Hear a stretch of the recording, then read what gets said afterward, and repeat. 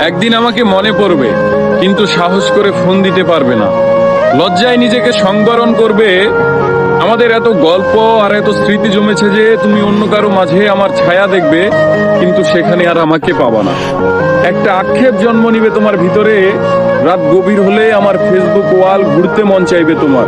হয়তো সব বাধা ভেঙে মনের সাথে যুদ্ধ করে হলেও আমার প্রতিটি পোস্ট দেখবে, হাসবে, রাগ করবে, কিন্তু আমাকে সেই অনুভূতি বলতে পারবে না।